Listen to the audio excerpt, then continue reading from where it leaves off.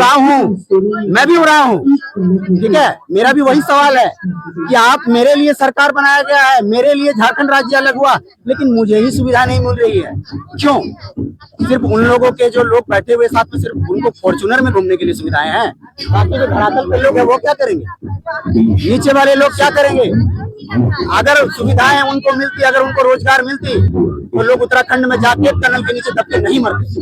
आप शिक्षा के बात कर रहे हैं, झारखंड 25 साल का हो गया, अभी तक सिर्फ एक बार ही जेट हुआ है। क्या जेट की परीक्षा होती है, एक ही बार होगा, क्या इसके लिए तो कई बार आवाज उठाया गया है, हेमंत सोरेन का घेराव किया गया कई बार उनकी आवाज का, लेकिन आज तक कोई रिजल्ट नहीं निकल पाया है। कई बार उन पर लाठीचार्ज हुई, आंसू के जो गैस है वो छोड़े गए हैं, लेकिन कोई रिजल्ट नहीं आया है। क्यों? मेरा कहना है, आप बोलते हो मैंने इतनी योजनाएं लागू की है, किताबों में मैंने भी बहुत कुछ पढ़ा, आज मैं उसको कितने चीजों पे इम्प्लीमेंट कर रहा हूँ। मेरा सवाल ये है, आप अगर कोई चीज के लिए योजना बना रहे हैं तो उसके लिए एक टीम, 25 साल का एक युवा है और झारखंड में बेरोजगारी चरम सीमा पर है, महिलाओं को सम्मान मिल रहा है लेकिन पुरुषों को अभी तक कुछ नहीं मिल रहा, क्या कुछ कहें? सबसे पहले तो झारखंड वासियों को मेरा नमस्कार, जोहार। बहुत ही खुशी की बात है कि लंबे संघर्ष के बाद झारखंड अलग हुआ और एक अपना राज्य बना, आदिवासियों के लिए बना।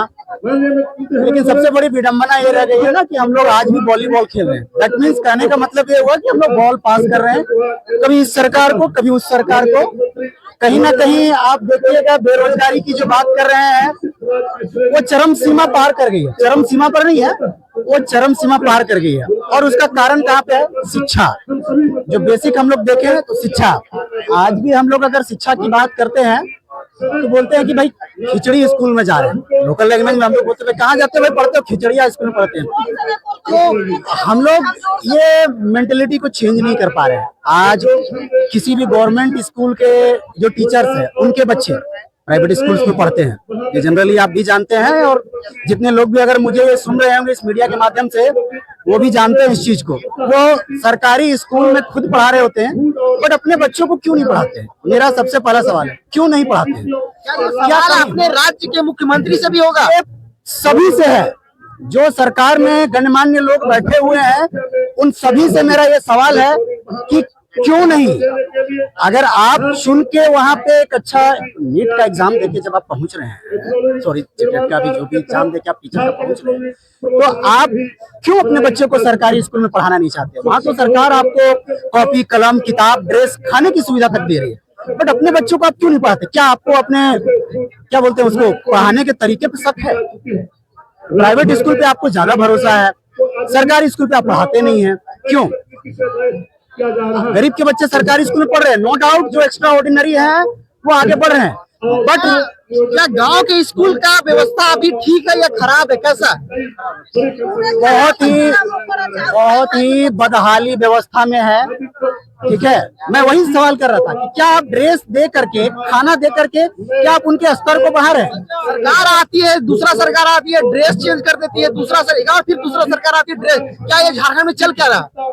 वही तो मैंने आपको सबसे पहले कहा था, बॉल पास हो रहा है, वॉलीबॉल खेल रहे हैं, मैं इसको दे रहा हूँ, वो उसको दे रहा है, वो उसको दे रहा है। दूसरी बात, जब तक हमारे जो भी निचले स्तर के लोग हैं, युवा हैं, उनको जब सही शिक्षा नहीं मिलेगी तो हमारे, मान लीजिए मैं पढ़ के कोई अफसर बन गया हूँ, तो मेरे यहाँ नौकरी करेंगे, मजदूरी करेंगे। उनका बच्चा नहीं पढ़ेगा तो वो कल को वही मजदूरी करेगा। तो इस चीज पे हम क्या ध्यान दे रहे हैं? क्या हम उस स्तर को सुधार रहे हैं? आज हमारे यहाँ से लाखों मजदूर केरला जाते हैं, चेन्नई जाते हैं, दिल्ली जाते हैं, मुंबई जाते हैं, लोग पलायन करते हैं वहाँ। कई लोग तो वही उत्तराखंड में, आप कई बार आप सुनते होंगे न्यूज में कि वहाँ पे झारखंड के इतने जो है वो टनल में दब के मर गए। उन्हें क्या जरूरत है वहां जाने की, जब उनको झारखंड पूरे विश्व को जब मिनरल सप्लाई करती है। तो ये गरीब क्यों है? आज 25 वर्ष होने को चला है, लेकिन आज हम भी वहीं के वहीं हैं।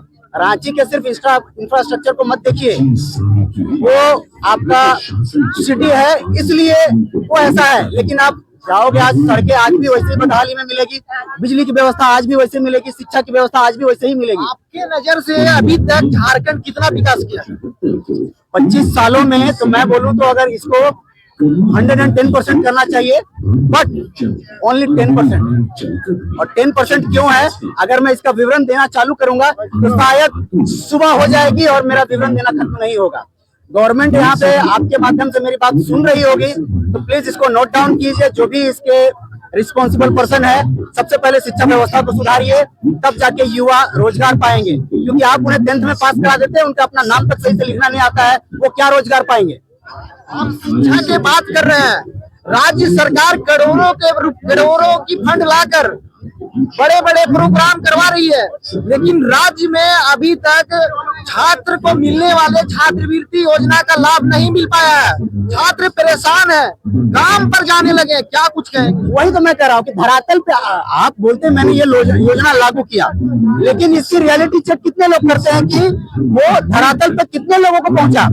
ये पहले भी होता है, आज भी हो रहा है। करप्शन का लेवल तो आप जान ही रहे हो, पार कर ही चुका है। मैं कहता हूं अगर किसी को 1 रुपया पास हो रहा है, किसी छात्र को 1 रुपया छात्रवृत्ति मिलनी है, तो वो फिर 1 रुपया उस तक पहुंच क्यों नहीं रहा है, वो उसके लिए स्ट्रगल क्यों कर रहा है। आज भी अगर उसे सही समय पे छात्रवृत्ति मिलेगी, वो अपना शिक्षा व्यवस्था सही से पूरा करेगा। सरकार तो बोल रही है कि हम अंतिम व्यक्ति तक पहुंच रहे हैं, लाभ पहुंचा रहे हैं, तो फिर सरकार से युवा सवाल क्यों कर रहे हैं। मेरा कहना है सरकार से युवा सवाल क्यों कर रहे हैं।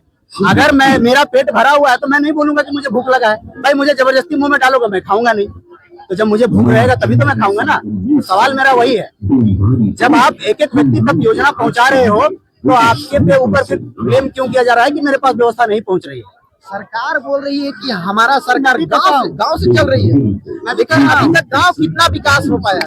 मैं भी कर रहा हूँ, मैं आपको दूसरे थोड़ा तंज भाषा में सरकास्टिक मेरा करने का आदत है। मैं कह रहा हूँ कि मेरा नाम मुकेश है, but I am not Ambani. सरकार का भी वही है। आप बोल रहे हो कि मैं इतनी व्यवस्थाएं दे रहा हूँ, बट वो पहुंच कितने तक रहा है। आप इतने लोगों में से अगर किसी एक से भी पूछ लीजिएगा ना, तो हो सकता है उसमें से कोई एक व्यक्ति बोल देगा हाँ, लेकिन 90% मैं लिख के गारंटी देता हूँ पेपर पे कि वो बोलेंगे ना। राज्य सरकार से क्या कुछ अपील रहेगा।